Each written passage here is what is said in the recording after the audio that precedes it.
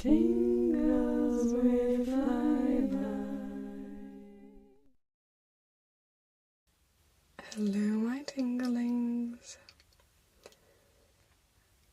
I've been thinking about doing a video like this for a little while, but when there's a lot of drama around here, it's not really the best time for me to talk about it. But things have been kind of settled down right now, so I thought that maybe I would talk about what it's like living and loving somebody who has borderline personality disorder. So my love has been officially diagnosed by a psychiatrist with borderline personality disorder. That being said, he doesn't necessarily share all of the classical traits of somebody with borderline. When we were discussing this with his psychiatrist, it's not really his psychiatrist, it was this lady we went to see as a once-off psychiatric assessment. But when we were talking to this psychiatrist about, how he doesn't have some of those traits, she was talking how basically it's more a structural thing, rather than like that his brain is structured very similar to borderline, even if he doesn't kind of push over into certain traits. The main one, most important to me, being lack of controlling behavior. He's pretty risk averse, so he doesn't engage in a lot of risk-taking behavior and that sort of thing. But the main way that I understand borderline personality disorder is a kind of pathological lack of boundaries in yourself, so that if something happens, you don't feel like you have your own skin, and just causes excruciating emotional pain because it's hard to cope with and know how to deal with that emotional pain. And get very irrational when you're in those states. So, for example, if my love gets in that sort of state, he will perceive me as very attacking. Even if I'm like, oh my love, it's okay, then he thinks I'm judging him or something like that. Very skewed perception on what's actually happening, just because he's in such a distressed state inside. And basically he's perceiving me as kind of a figure rather than actually a person who loves him and is there for him. And most often that figure is probably associated with his father, who has psychopathic and narcissistic tendencies and personality disorders. So, for me, there's kind of a few ways of talking about the difficulties in living with somebody who has borderline personality and who has the struggles that my love does. And the first is kind of a huge hump that I've kind of gotten over already, which is really coming to actually understand what's going on and how much it has nothing to do with me, basically. So, very early on in our relationship, there was lots of tumultuous times. We had lots of fights because he would be in this searing pain, and he would treat me like I was, this evil person, and I'm like, but I'm not being evil, and then he would get into a self-destruct mode and just say, okay, well, we should just break up, like we should just be over. And so I would believe him. I would think, oh my God, like we're over. I would run to the shower. And that's why he always associates. It's just, for me, I just like to shower. It helps me kind of calm down and feel like I'm in my own kind of space with the water coming down on me. So I would like run to the shower and cry in the shower and, figure out how was I going to plan my life now that we were apparently breaking up and that sort of thing. So it took a long time for me to understand that when he got in those states and said those things, it was a very, just to understand what exactly was going on there, which I understand a lot better now. He still says things like that, but I understand more where it's coming from. And what he's really saying is that he feels like he is just bad. And in that state, he feels like he is just a horrible influence on everybody around him, and that everybody would be better off without him. And so when he's trying to break up with me, it has nothing to do with him thinking that I'm, a bad person or anything. Like, it has nothing to do with me. It has to do with him and his own internal perception of himself. But it's taken a long time and a lot of tears to come to really understand that. So, if anybody is dealing with somebody with borderline, I don't know if that helps you at all, but if it can help you past any of those hurdles, then I am very happy to share that. That is not about you. That's the biggest thing. And even when it's kind of, it takes time to discern kind of the mode, but when they're in a really self-destruct kind of mode where you just kind of have to ignore, it's a lot like a 2-year-old child with a tantrum is the way that I always think of it. Because if you think about a child, just, they're having these really powerful emotions that they don't know what to do with, and so they're just kicking and screaming, because they don't know what to do. It's kind of a emotional equivalent of that, because it's just, they're in this searing emotional pain, and they feel like they're causing it, and that they're going to be causing it to everyone else, and so that they just need to eject. And that is a lot of what I think causes the suicidal tendencies for my love as well. He is suicidal frequently, but as of the last little while, it has decreased in frequency. So that's kind of why I'm feeling in an okay state to be making this video. And also to be making many videos. It's not always the best emotional state when he is very suicidal, because I know it's probably better if I stay a little more detached, but it's my love. I can't always stay as detached as I want to be. And sometimes it really gets to me. And sometimes it getting to me also helps him kind of actually see the situation for what it is, and that it wouldn't help me at all for him to be gone, and that I would just be absolutely heartbroken and miss him so much. So, yeah. But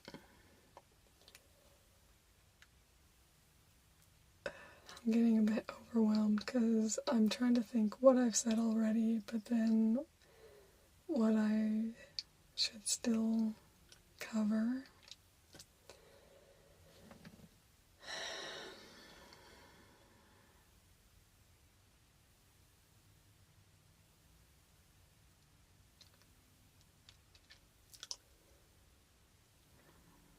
I think the easiest thing, because the thing that's popping into my mind is just a day a few weeks ago.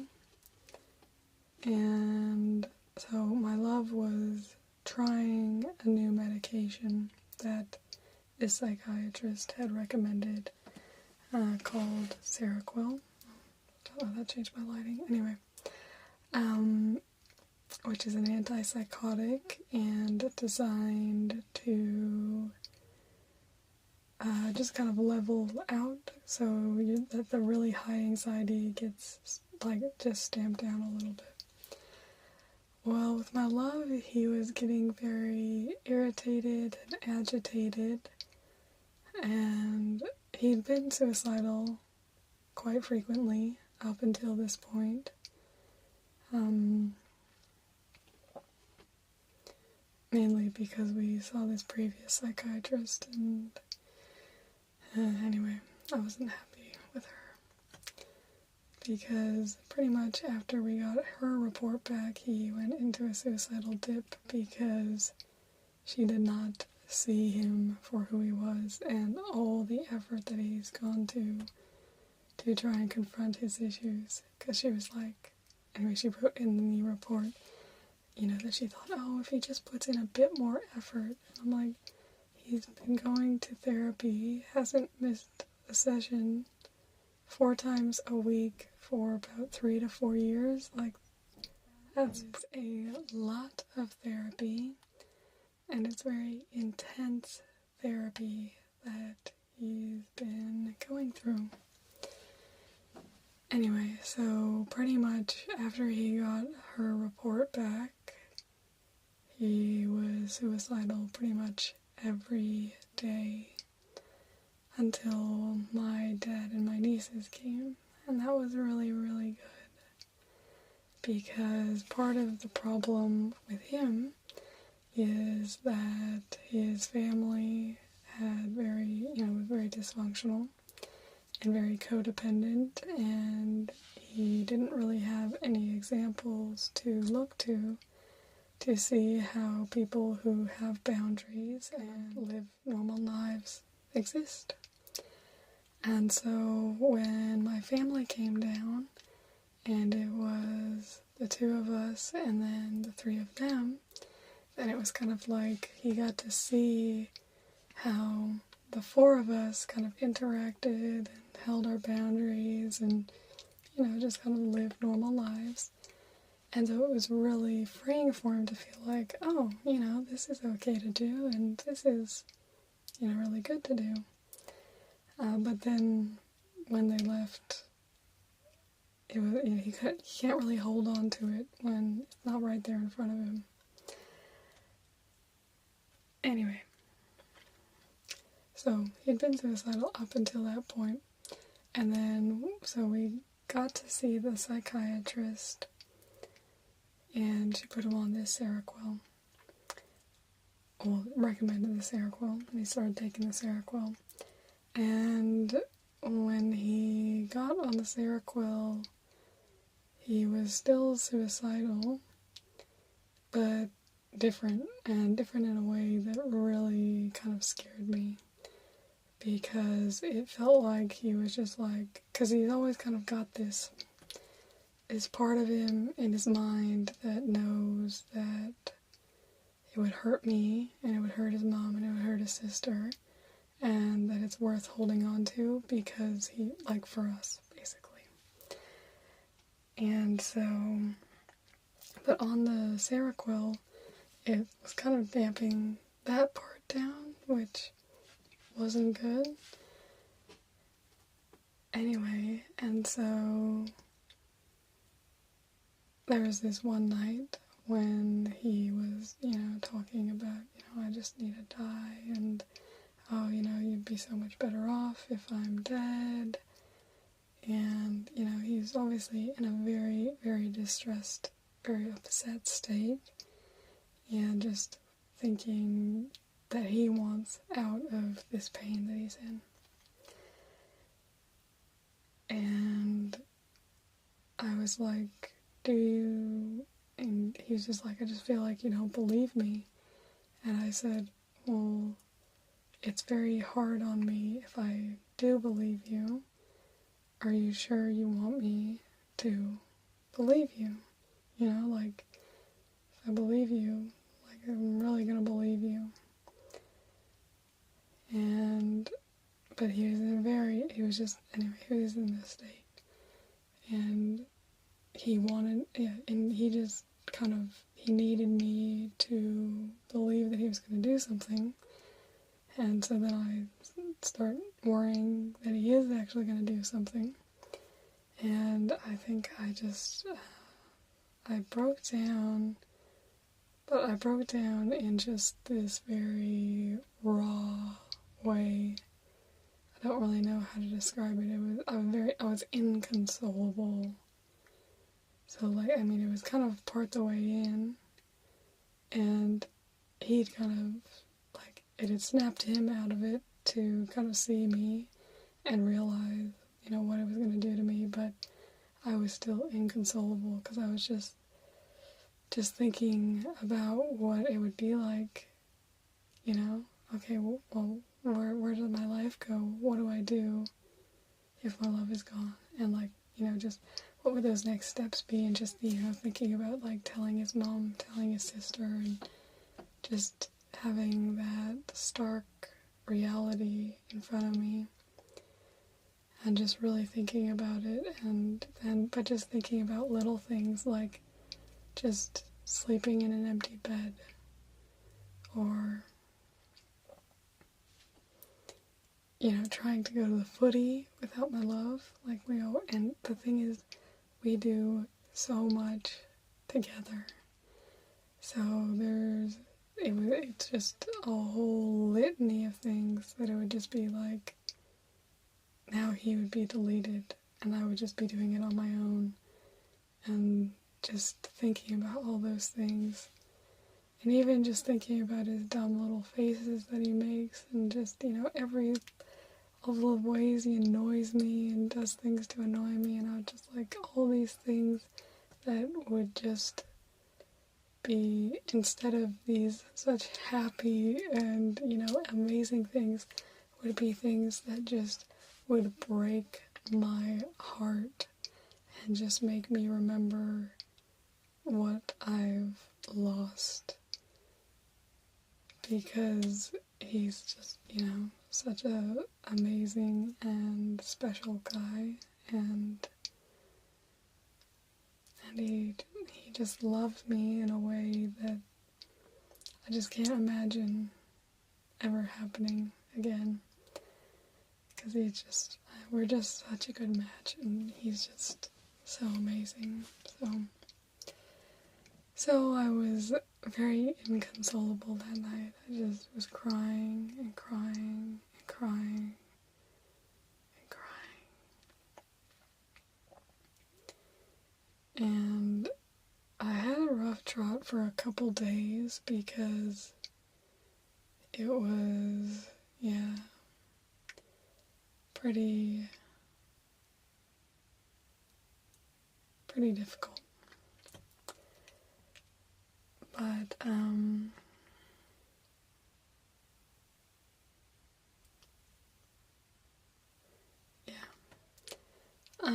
so the other thing that's hard is watching him hurt himself. He punches himself in the leg a lot. He'll go and grab knives and kind of hold it to his skin, but not really cut anything. He doesn't make himself bleed ever. That would kind of be I'm always I'm always prepped for action when any of these things are going on, and just kind of, sifting out, okay, is this just gonna blow over, or do I need to take action right now? And so it's also very exhausting, because it's like anytime he mentions feeling that way, I feel immediately like I just have to be prepped for action. And so it doesn't necessarily make me the best listener in those moments, because I'm preparing for the worst case scenario. Because it's not very unlikely that the worst case scenario might happen. But I am very fortunate in that he's never really, been bleeding, and never had an attempt on his life. 1 in 10 people with borderline one in 10 people with borderline die from suicide. And it's like 4, don't remember the exact figure, but it's a lot that will attempt it, but it's very, very snap and very sudden.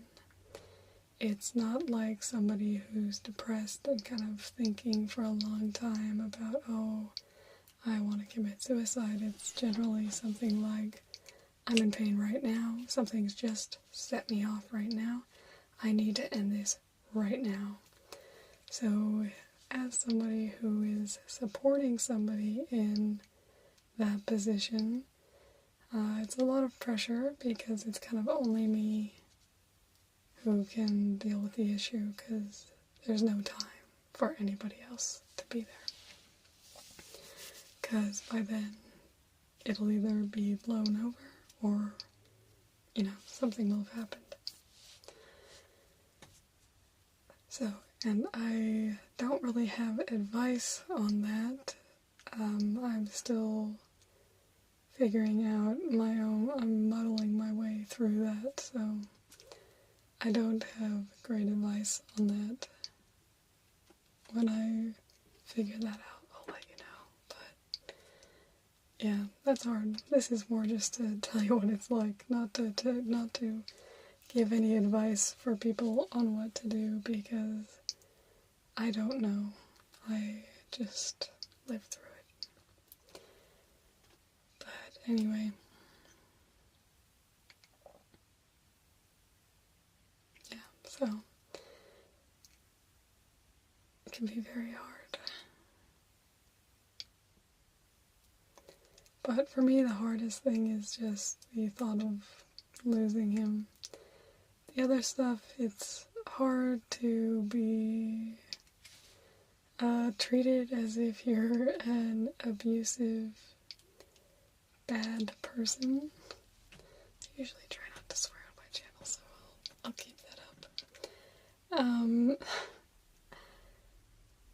So yeah, it's not nice, to be like, oh, you're doing this, and oh, you just think this, but when now that I understand it, I still get affected emotionally in the moment, but it's kind of like, that just stays in the moment, it doesn't carry over for me, so it doesn't affect me long term, because I kind of just, put that in its place, because I respect my emotions while it's happening, saying, yeah, this is affecting me, and I react however I react, because that's affecting me, and I'm okay with that. I don't have high expectations of myself to be some saint who just is not going to be affected by anything. But then I also understand that it's not coming from a place of wanting to attack me or do something to me. It's coming to a place of, from a place of extreme pain. And that extreme pain just makes him perceive everybody around him as an enemy. And, well, I'm his love, so I'm around him a lot. So that's gonna be me he's perceiving, but it could be anybody, So, yeah.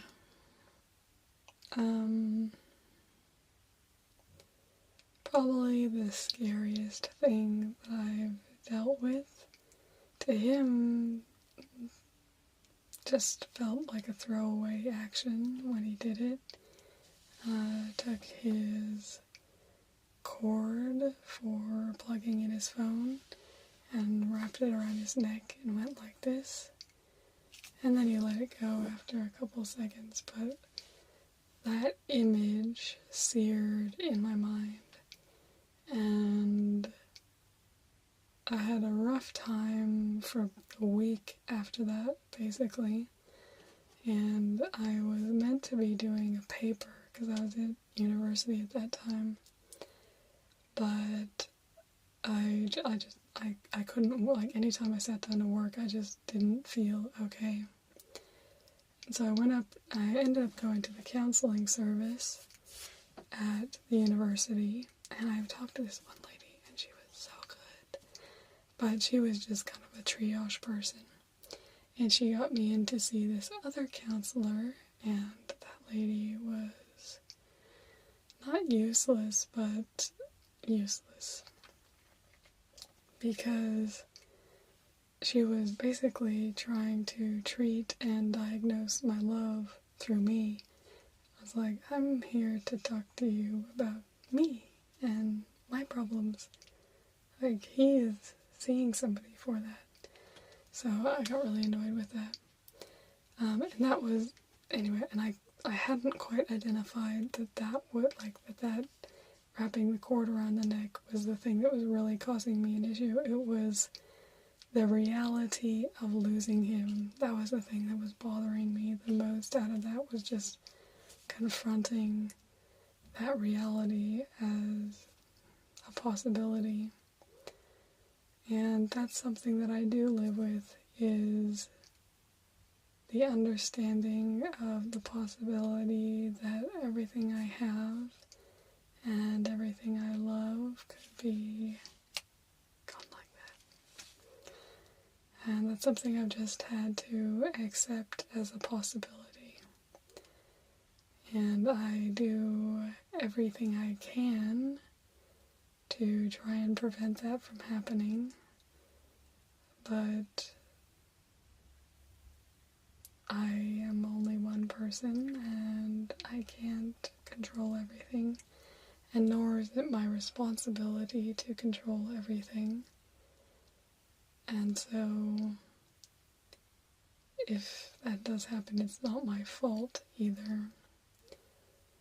So that is kind of the more confronting reality that I've come to in the past 6 months or so. But it's given me a lot less, I guess, distress in those moments to kind of understand that I'm not expected to do everything, and that I'm not expected to, do a miracle, that I can only do what I can do. And so that is what I should do. But to me, that's the most difficult part of living with my love having borderline, is just that reality that it is a very raucous and up and down journey, and that is a possibility.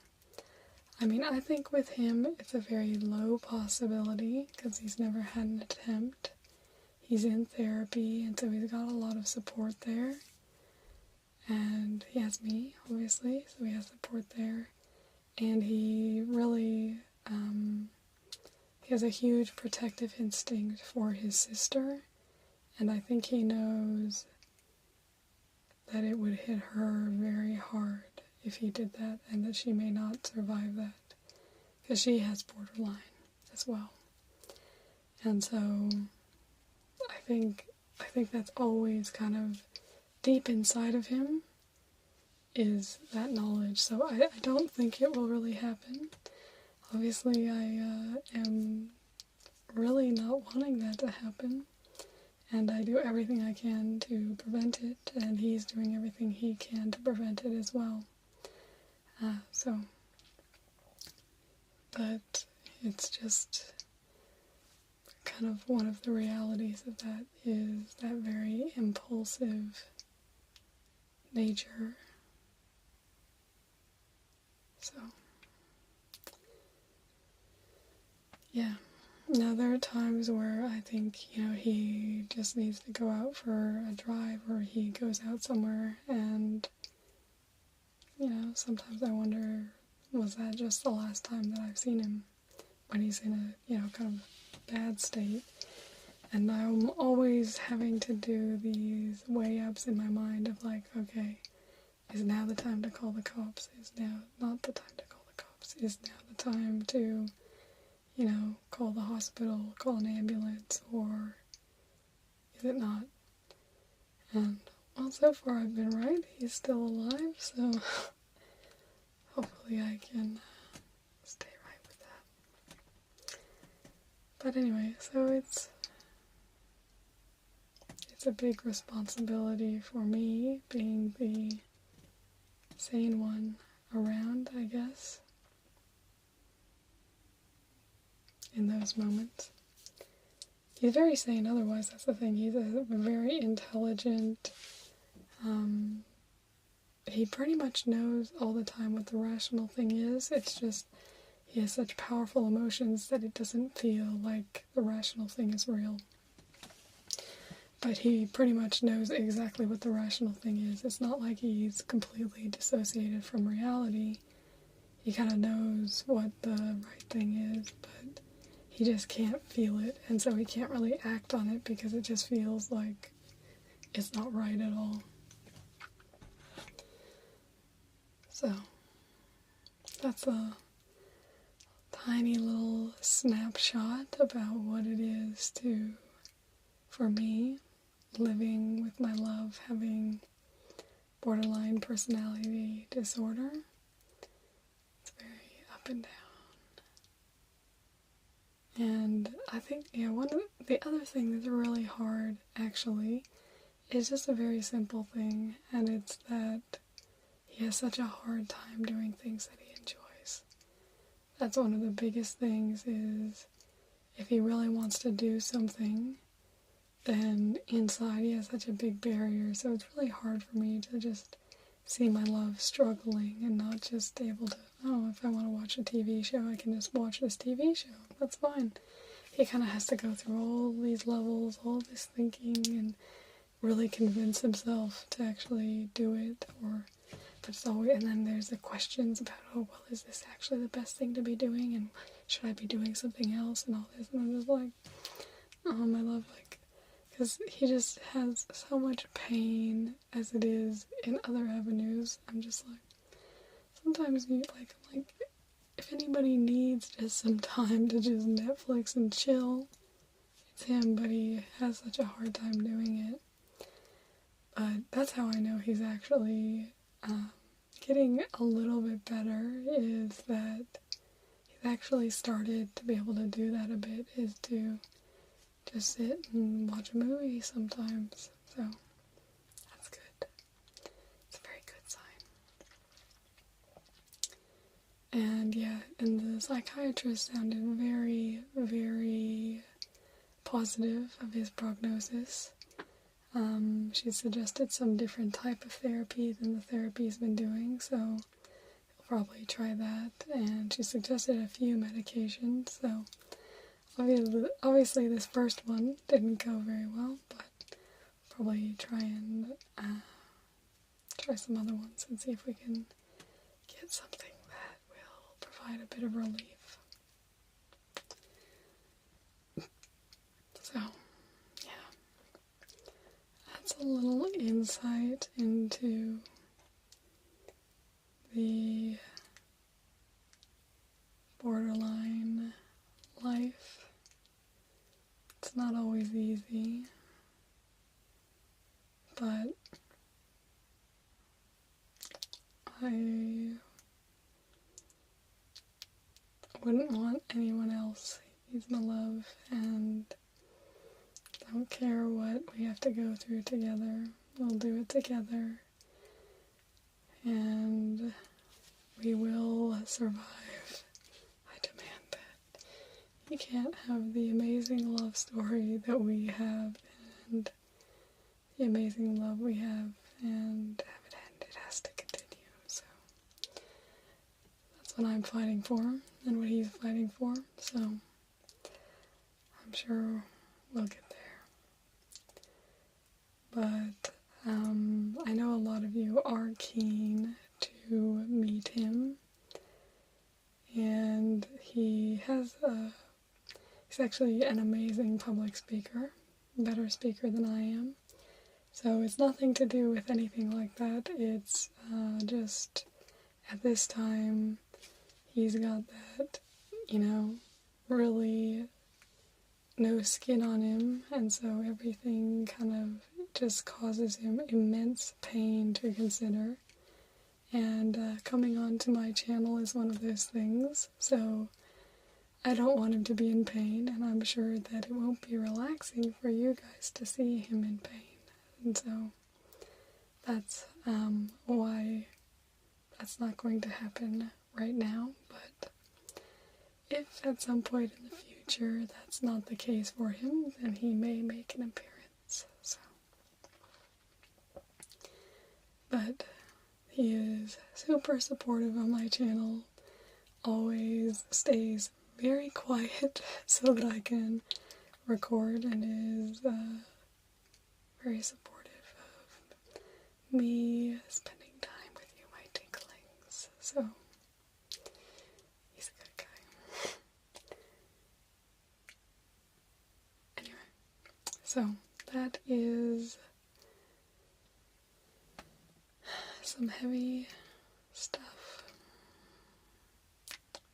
and that's, borderline. It's not easy to watch, and it looks hella harder to be going through, so my heart goes out to anybody going through that, and I hope you're getting all the help and support you need from those around you and from the medical system.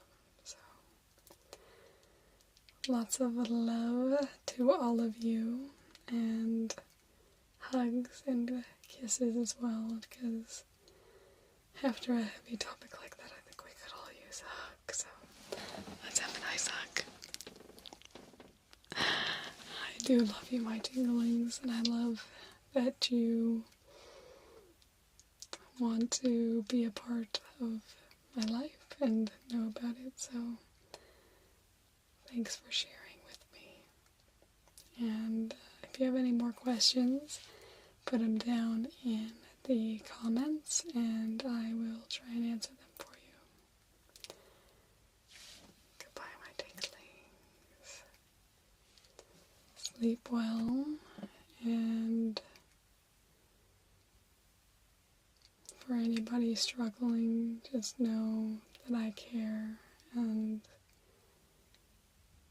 that I don't know what you're feeling, but we all have things that make our lives hard, and so you're not alone.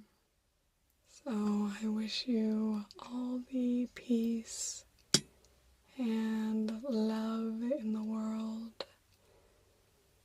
and I will see you tomorrow. Goodbye, my tinklings.